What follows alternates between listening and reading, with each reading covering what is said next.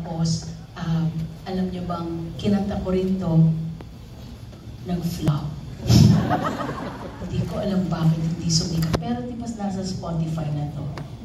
Oo, kinanta ko po to. So, kwento mo muna, by the way, sino ang inspirasyon mo dito nung kinompose mo ito? Wife ko, yeah. Yung wife mo. Andiyan ba yung wife mo? Yeah, she's somewhere there. Actually, director namin siya.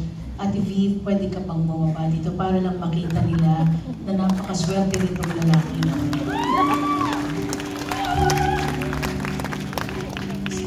Bababa ba siya? Bababa na. Pasikip yan. Makikita niyo mga kaibigan. Ha? Tandali. Mali yung... Ito ba yung kanta? Sandali. Tama ba to? Ito yung first song. Hindi. Yung unang song. Tama ba? Diba? Dapat siya. Sige. Sorry po. Inuna po ako sa steroids tsaka sa antibiotic. Tapos, nag-stilnox pa ako. At tsaka Saynor, kaya mamaya pa pala yung Jessa dito. Dito muna pala. Gusto ko pong magbigay-bugay sa isang Faith Cuneta, mga kaibigan. Nandiyan ba si Faith?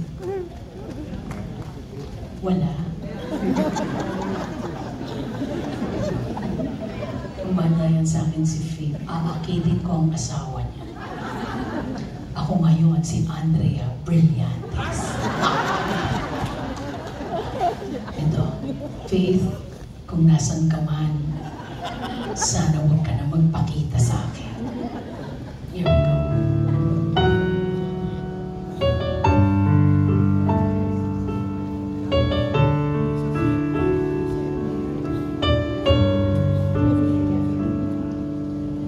Narito ang pag-ibig ko, ibibigay